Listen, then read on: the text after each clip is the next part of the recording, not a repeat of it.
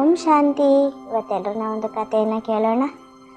ಯಾವಾಗ ಅಕ್ಬರ್ ಮತ್ತು ಬೀರ್ಬಲ್ ಮತ್ತು ಸುಖದೇವ್ ಅಂತ ಇರ್ತಾರೆ. ಅವ್ರೇನು ಮಾಡ್ತಾರೆ, ಹೀಗೆ ವಿಹಾರದಲ್ಲಿ ಹೋಗ್ತಾರೆ ವಾಕಿಂಗ್ ಮಾಡಿಕೊಂಡು. ಆಗ ಅಕ್ಬರ್ ಏನು ಮಾಡ್ತಾರೆ, ಆ ಒಂದು ತಣ್ಣನೆಯ ಗಾಳಿಯಲ್ಲಿ ಹೋಗಿ ನೀರನ್ನು ಮುಟ್ತಾರೆ. ಆ ನೀರು ತುಂಬ ತಣ್ಣಗಿರುತ್ತೆ, ಐಸ್ ಥರ. ಆಗ ಸುಖದೇವ್ಗೆ ಹೇಳ್ತಾರೆ, ನೋಡಿ ಈ ಒಂದು ತಣ್ಣನೆ ನೀರಿನಲ್ಲಿ ಯಾರೂ ಸಹ ಬರ್ಲಿಕ್ಕೆ ಸಾಧ್ಯ ಇಲ್ಲ, ಯಾರೂ ಸಹ ದುಡಿಮೆ ಮಾಡಲ್ಲ, ಎಲ್ಲರೂ ಒಳಗಡೆ ಇರ್ತಾರೆ ಅಂತ. ಆಗ ಸುಖದೇವಿರವ್ರು ಹೇಳ್ತಾರೆ, ಹೌದು ಸ್ವಾಮಿ ಅಂತ. ಆಗ ಬೀರ್ಬಲಿಗೆ ಕೇಳ್ತಾರೆ, ಏನಂತೀಯ ಬೀರ್ಬಲ್ ಅಂತ. ಇಲ್ಲ ಪ್ರಭು, ಈ ಮನುಷ್ಯರು ಹೊಟ್ಟೆಪಾಡಿಗೋಸ್ಕರ ಯಾವಾಗ ಬೇಕಾದರೂ ಅವರು ಕಷ್ಟಪಡಲಿಕ್ಕೆ ಎಂಥ ಸಮಸ್ಯೆ, ಚಳಿ ಮಳೆ ಬಿಸಿಲು ಏನಿದ್ರು ಅವರು ಹೊಟ್ಟೆಪಾಡಿಗೋಸ್ಕರ ದುಡಿಲೇಬೇಕು ಅಂತ ಹೇಳ್ತಾರೆ. ಆಗ ನೀನು ಯಾವಾಗೂ ನನ್ನ ಮಾತಿಗೆ ವಿರುದ್ಧವಾಗಿಯೇ ಮಾತಾಡೋದು ಅಂತ ಹೇಳ್ಬಿಟ್ಟು ಸುಮ್ಮನೆ ಆಗ್ತಾರೆ. ಸರಿ ಆಯಿತು, ಆಮೇಲೆ ಹಾಗಾದರೆ ನೋಡೋಣ ಅಂಥವ್ರನ್ನ ಯಾರು ಇದ್ದಾರೆ ಕರ್ಕೊಂಬ ನೋಡೋಣ ಅಂತ. ಆಗ ಒಬ್ಬ ವಯಸ್ಸಾದಂಥ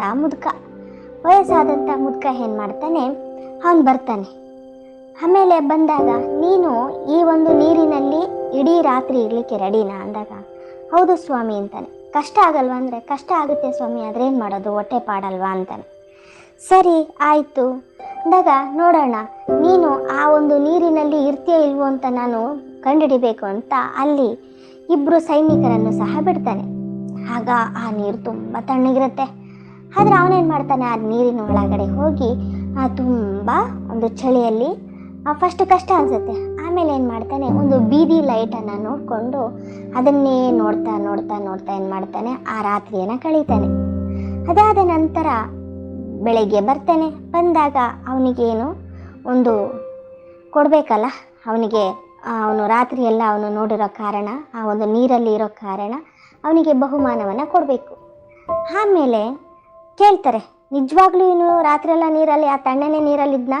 ಹೌದು ಪ್ರಭು ಅಂತ ಎಲ್ಲರೂ ಹೇಳ್ತಾರೆ. ಅಂದಾಗ, ಅಲ್ಲಯ್ಯ ನೀನು ಹೇಗೆಯೇ ಇದ್ದೆ ಅಂದಾಗ, ಫಸ್ಟು ಸ್ವಲ್ಪ ಕಷ್ಟ ಆಯಿತು ಸ್ವಾಮಿ, ಆದರೆ ನಾನು ಬೀದಿ ಲೈಟನ್ನು ನೋಡ್ಕೊಂಡು ಏನು ಮಾಡಿದೆ, ಆ ಒಂದು ರಾತ್ರಿಯನ್ನು ಕಳೆದೆ ಅಂತ.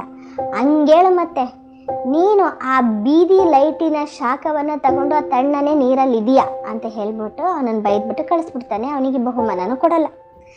ಆಗ ಬೀರ್ಬಲ್ ಏನು ಮಾಡ್ತಾನೆ, ಅಕ್ಬರಿಗೆ ಪಾಠ ಕಲಿಸ್ಬೇಕು. ಅದಕ್ಕೆ ಏನು ಮಾಡ್ತಾನೆ, ಪ್ರಭು ನಾನು ಬರ್ತೀನಿ, ಆದಷ್ಟು ಬೇಗ ನಾನು ಸಭೆಗೆ ಬರ್ತೀನಿ ಅಂತ ಹೇಳ್ಬಿಟ್ಟು ಹೊರಟಾಗ್ತಾನೆ.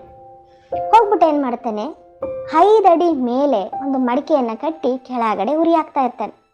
ಉರಿ ಹಾಕಬೇಕಾದ್ರೆ ಅದು ಆ ಒಂದು ಕಿಚಡಿ ಮಾಡಬೇಕು ಅವನು. ಆಗ ಆ ಸಭೆಗೆ ಲೇಟ್ ಆಗುತ್ತೆ. ಕೇಳ್ತಾನೆ, ಯಾರು ಅಕ್ಬರ್ ಬೀರ್ಬಲನ್ನು ಕೇಳ್ತಾನೆ, ಬೀರ್ಬಲ್ ಯಾಕೆ ಇನ್ನೂ ಬಂದಿಲ್ಲ ಸಭೆಗೆ ಅಂತ. ಹೋಗಿ ಬೇಗ ಕರ್ಕೊಂಬೋಗಿ ಅಂದಾಗ ಅವನೇನು ಮಾಡ್ತಾನೆ, ನಾನು ಊಟ ಮಾಡ್ಕೊಂಡು ಬರ್ತೀನಿ ಅಂತ ಪ್ರಭುಗಳಿಗೆ ಹೇಳಿ ಅಂತ ಹೇಳ್ತಾನೆ. ಸರಿ ಆಯಿತು ಪ್ರಭು, ಬೀರ್ಬಲ್ ಹೇಳಿದ್ರು ಊಟ ಮಾಡ್ಕೊಂಡು ಬರ್ತಾರಂತೆ ಅಂತ. ಅಲ್ಲ, ಅಕ್ಬರ್ ಯಾವಾಗೂ ಈ ಥರ ಮಾಡಲ್ಲ, ಅವನು ಸಭೆಗೆ ಈ ಥರ ಲೇಟಾಗಿ ಬರಲ್ಲ, ಆದರೆ ಯಾಕೆ ಇವತ್ತು ಈ ಥರ ಅಂತ ಏನು ಮಾಡ್ತಾನೆ. ಸರಿ, ಅಕ್ಬರನೇ ಹೋಗ್ತಾನೆ ಬೀರ್ಬಲನ್ನು ನೋಡಲಿಕ್ಕೆ. ಆಮೇಲೆ ಮತ್ತೆ ಸರಿ ಅದೊಂದು ಸ್ವಲ್ಪ ಟೈಮ್ ಕಳೆದ ನಂತರ ಹೋಗ್ಬಿಟ್ಟು ಕೇಳ್ತಾನೆ, ಬೀರ್ಬಲ್ ಏನು ಮಾಡ್ತಿದ್ಯಾ ನೀನು, ನಿನಗೇನು ತಲೆ ಕೆಟ್ಟಿದ್ಯಾ ಅಂತ. ಯಾಕೆ ಪ್ರಭು ಅಂತ ಕೇಳ್ತಾನೆ. ಅಲ್ಲ, ನೀನೇನು ಈ ಥರ ಮೇಲಿಟ್ಟು ಇಲ್ಲಿ ಕೆಳಗಡೆ ಉರಿ ಹಾಕ್ತಿದ್ಯಾ? ಪ್ರಭು ನೋಡಿ, ನಾನು ಎಷ್ಟೊತ್ತಿಂದ ಉರಿ ಹಾಕ್ತಾ ಇದ್ದೀನಿ, ಕಿಚಡಿ ಹಾಕ್ತಾನೆ ಇಲ್ಲ, ನಿನಗೇನು ತಲೆಗೆಲೆ ಕೆಟ್ಟಿದ್ಯಾ? ಇಷ್ಟು ದೂರ ಮಡಿಕೆಯನ್ನು ಕಟ್ಟಿ ಇಷ್ಟು ನೀನು ಕೆಳಗಡೆ ಉರಿ ಹಾಕಿದ್ರೆ ಅಲ್ಲಿಗೆ ಅವೇ ತಲುಪುತ್ತಾ ಅಂತ.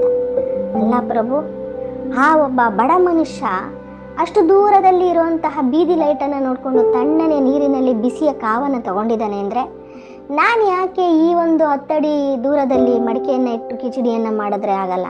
ಓಹೋ, ನೀನು ನನಗೆ ಪಾಠ ಕಲಿಸ್ಲಿಕ್ಕೆ ಅಂತಲೇ ಈ ಥರ ಮಾಡಿದೀಯಾ?